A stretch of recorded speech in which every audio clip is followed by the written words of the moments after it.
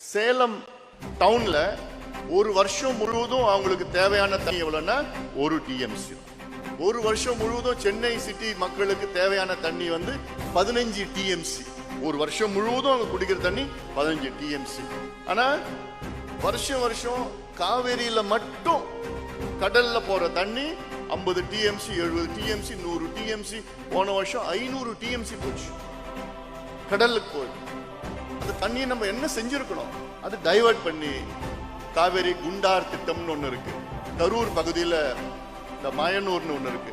அங்க இருக்கிற தடுப்பணை கட்டி அங்க இருக்கிற தண்ணி காவா மூலமா எடுத்து விருதுநகர் மாவட்டத்தில் குண்டார்னு ஒண்ணு இருக்கு. அந்த குண்டார்ல இணைக்கிற திட்டம் முதல் ஸ்டேஜ் புதுக்கோட்டையில வட வெள்ளார், அந்த வெள்ளாறுல இணைக்கிறது. அதன் பிறகு அங்க இருந்து வைகையில இணைக்கிறது. வைகைனா ராமநாதபுரம் வைகையில, மதுரை வைகையில, ராமநாதபுரம் வைகையில இணைச்சு வைகையில இருந்து அங்க இருந்து குண்டார்ல இணைக்கிற திட்டம். 8 டிஎம்சி தண்ணி கடல்ல போற தண்ணி இந்த பக்கம் திருப்பி விட்டுட்டா கிட்டத்தட்ட ஒரு 40 லட்சம் 50 லட்சம் மக்கள் பயன்பெறுவார்கள். இதுதான் வேணும் இன்னைக்கு. இதுலதான் முதலீடு செய்யணும், இதுலதான் காசு போடணும். அதை பத்தி யாருக்கும் கவலை கிடையாது. அப்போ எவ்வளவு தண்ணி நம்ம வேஸ்ட் பண்ணிட்டு இருக்கோம். ஆனா நம்ம புத்திசாலிங்க. கடல்ல தண்ணியை விட்டுட்டு அப்புறமா கடல்ல இருந்து தண்ணி எடுப்போம். சென்னையில கடல்ல தண்ணி விட்டுடுவோம். ஆனா அதுக்கப்புறம் கடல்ல இருந்து தண்ணி எடுப்போம். அதுக்கு 30,000 கோடி செலவு பண்ணுவோம். Desalination plant. டீசாலினேஷன் பிளான்ட் எங்க போடுவாங்க? துபாய், சவுதி, டெசர்ட் ஏரியால அங்க டீசாலினேஷன். ஏன்னா அங்க மழை கிடையாது. அங்க மழையே 30 மில்லிமீட்டர் 50 மில்லிமீட்டர் தான் மழை பெய்யும். நமக்கு 1000 மில்லிமீட்டர் மழை பெஞ்சிட்டு இருக்குது.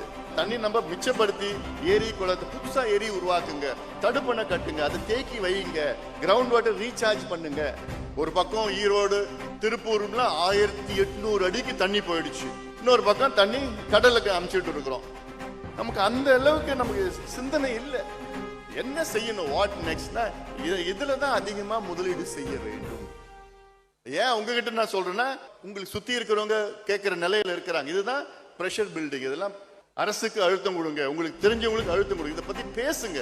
நீங்க எவ்வளவு சொத்து சேர்த்து வச்சாலும் ஒன்னும் ஆக போறது கிடையாது. வேஸ்ட். அதெல்லாம் தண்ணி இல்லைன்னா ஒண்ணுமே வாழ முடியாது. அரசு எந்த அரசு வந்தாலும் சரி, நீங்க pressure the government to invest in water management. இப்போ கேரளா எடுத்துக்கங்க. கேரளாவில் அவங்களுக்கு மழை 3000 மில்லிமீட்டர் மழை பெய்யுது ஒரு வருஷத்துல. அந்த 3000 மில்லிமீட்டர் 2000 மில்லிமீட்டர் கடலுக்கு போயிட்டு அவங்களுக்கு தேவையில்லை. கேரளா சின்ன ஸ்ட்ரிப் ஆஃப் லேண்ட் தான். ஆனா கேரளாவில் என்ன இருக்குன்னா, அங்க ஆத்துல மணல் எடுக்கக்கூடாது சட்டம் இருக்கு.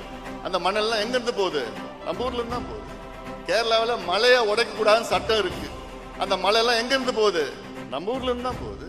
கேரளாவில் காடு அழிக்க கூடாதுன்னு சட்டம் இருக்கு.